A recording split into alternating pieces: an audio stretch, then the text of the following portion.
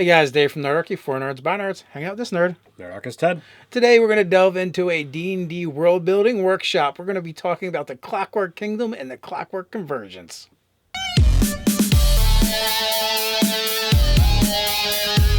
Jump down the description below where you can sign up for Nerdarchy the newsletter, get weekly gaming tips, as well as learn how to game with us. All right, we're going to do a little D&D world building, so this might get a little rambly. just be forewarned. So we have this overarching villain in our world called the Vargarians, and they're basically Arcanaborg to our world. They're very much inspired by Star Trek and the concept of this hive mind unified creature that, you know, believes that if we make everyone like us, we've created the perfect race because we're all the same. But where did they come from and what was their origins? So Chimes' Cordia has these different events that have happened throughout the ages, and eventually things get broken. The gods intercede and go, ugh, what are we going to do with this? We could fix it, or I got a better idea. There's a carpet or a rug over here. Or a closet. Let's put it over there and not think about it ever again. We're going to sweep this off the side, put it in a pocket dimension, pocket closet, what have you, and problem solved. But occasionally a chime breaks and one of these pocket dimensions opens up and, you know, reestablishes a connection to the prime material plane. And also, you know, we have a lot of chaos magic flying around in our world, and that's one of the reasons why the barriers are getting weaker. So a while ago in your game, you introduced the Clockwork Kingdom. We went into this area and there were people that were literally frozen in time. These people were clockwork. They weren't flesh and blood like most races. They were bodies that were made, and we got to kind of release them from their stasis, and they kind of began to filter into Gryffindor here and there because there's a stationary portal between the two worlds. And the players at this point, they don't even know if there are more Clockwork Kingdoms out there or if this is the only one, if there's more cities. But this one is actually, you know, ruled by the Clockwork King, who happens to be a dragon that has been, half of his biological components have been replaced by clockworks. Now, at this point in time, we had already faced the Vargarians, so we didn't know what to take of this because these are full mechanical people, whereas the partial mechanical people were dangerous. Yeah, no good, no Gwenna for sure.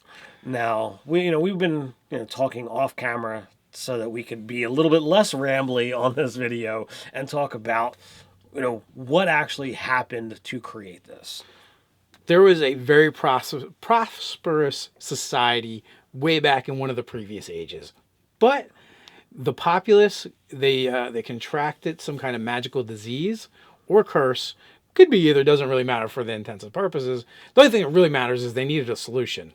So when they began looking into it, they initially first came up with the idea of making these whole cloth bodies and to do a soul transference from your squishy humanoid fleshy body into one of these constructed bodies.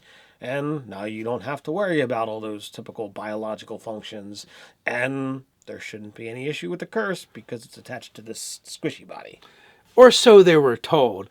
But these merchant barons, right, they had kind of a plan. They wanted to control everything, rule everything. And, they genuinely kind of at some point wanted to see their people carry on as well.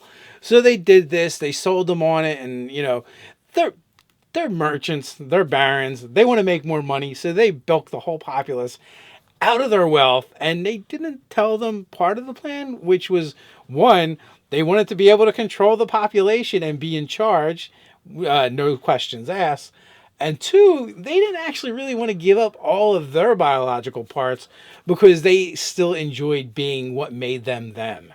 So while they're selling people these bodies, they continued to research and found a way to say, well, what if we replaced only a portion of our bodies? Maybe it was a specific organ and extremities that were being targeted by this disease, curse, plague thing. Yeah, they built in like these clockwork containment units for themselves. and everything is going swimmingly, all according to plan. They've saved a vast majority of the population. They're in charge. They're ruling everyone now because they just can flat out control them because of the clockworks are designed that way.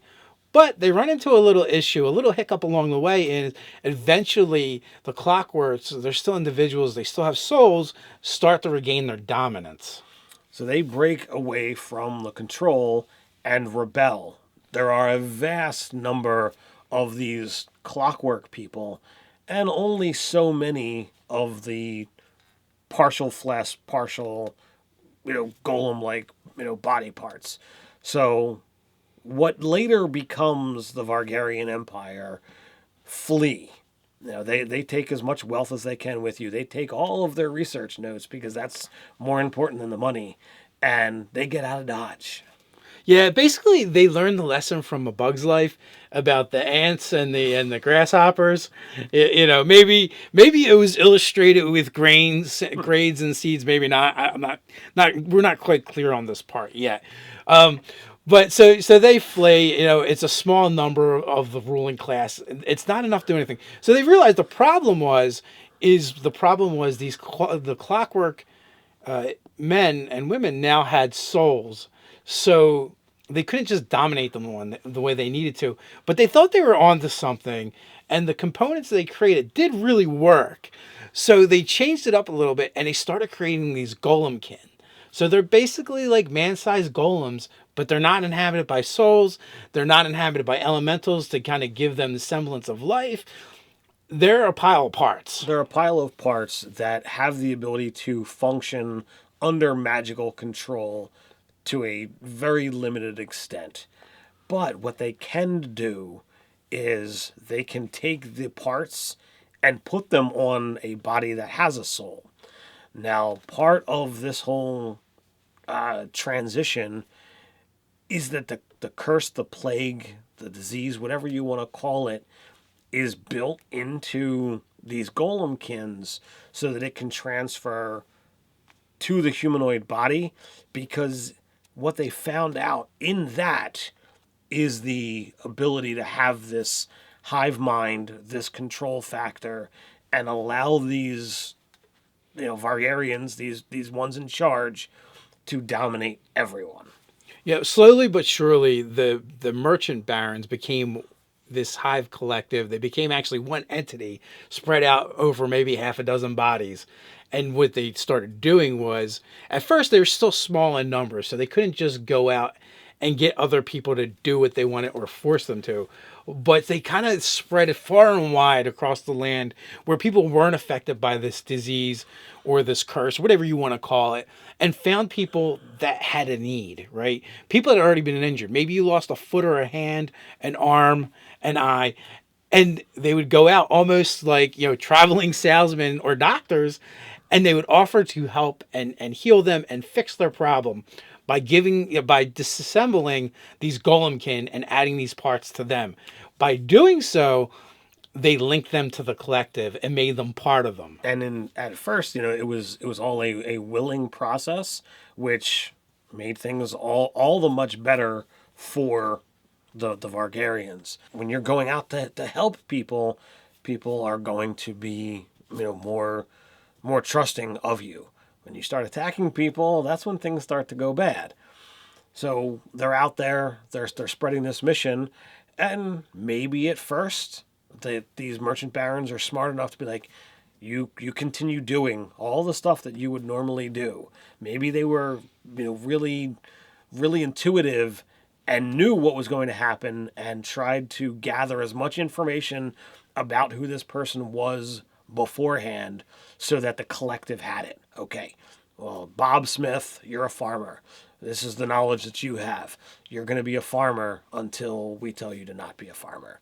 So they would help the farmer. He goes and returns to his life being that undercover agent for the Vargarians until there's enough people who have been helped by these merchant barons. And then he pushes his little mental button and says, "Come to me." and then they're able to go out and get their own. So then we break from there, right? And that's how the Vargarians, like, that's how they started and became this huge threat. We have another video on them somewhere else you can go check out. And or maybe I'll find it and try and link it in this one. And we've also been doing it a lot, and talking about them a lot in my game as well. So now going back over to the Clockwork Kingdom, now they think they've solved the problem. They've gotten rid of the Vargarian threat, and they're going on and with their society. So now they're free from the merchant barons, and they have to come up with a way to rule themselves.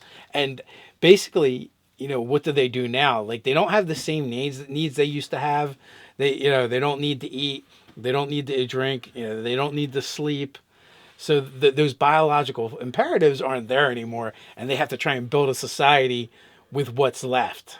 So to me, when you're mechanical, to me, while these aren't C3PO, I do see like these guys should be logical. So there should be a structure to what's going on, and having one person making that decision doesn't seem to really fit for these guys.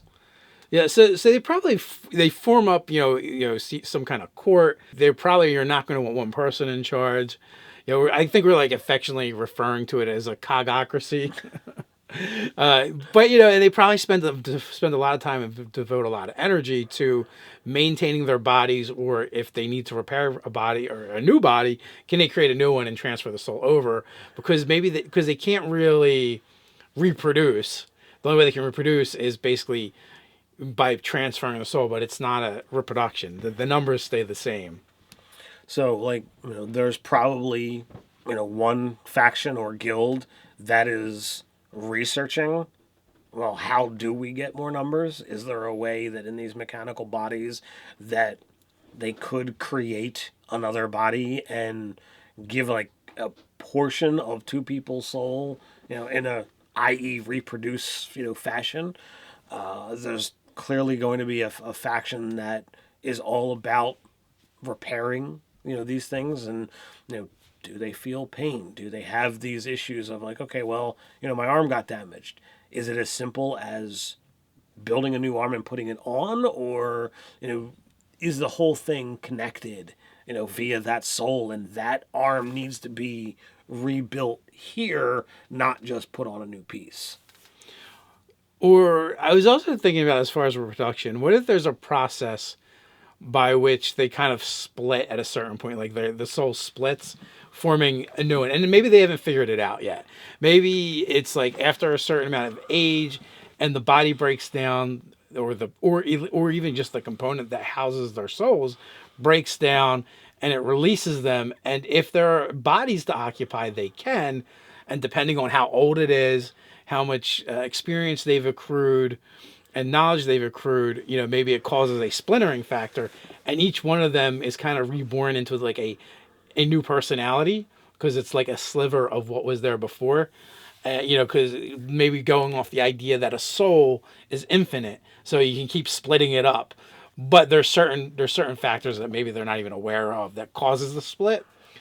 So it's not even like they can say, oh, after 100 years, we know this is going to happen. But they might know, like, below this time, it's not going to split. So that maybe it reproduces that way, and they don't even understand it. All they really know is they need to have some extra bodies laying around in case it does happen. Or there might be circumstances where if something happens, like a traumatic or violent destruction or death, they know they won't split. They won't get transferred to a new their consciousness to a new body. They'll just be destroyed. So they in essence they kind of have a death, but then they will have a true death. But barring that, they have this kind of rebirth cycle, and sometimes during that rebirth cycle, the essence splits. Maybe it produces 2 or 3 of them, but it might be also still a really slow process. So from this, we would probably create maybe a new player race and some backgrounds, some new player options in the game, a new place for players to explore, and then we could also do maybe organizations or societies that are based off of these. Maybe they're nice, maybe they're not. You've got the other side. You've got the Vargarians. You've got the Vargarian template to be added onto whatever it communes with, and it gets access to the hive mind. So that's another organization. That's a thing of, well, what specifically is the hive mind? But that's less of, I would say that is less of a player option. Well, that's absolutely true. It's not. That's a hand your character sheet in option. Well, there's that as well. I don't know. So we've been playing with this idea for a couple years. We've been tinkering and toying with it a little bit. The question is, what do you guys think? How would you do it? What are your suggestions? We got a place for that. That's down in the comments below. While you're at it, don't forget to like, share, and subscribe. You can check out the store over on nerdarchy.com. So until next time, Stay nerdy.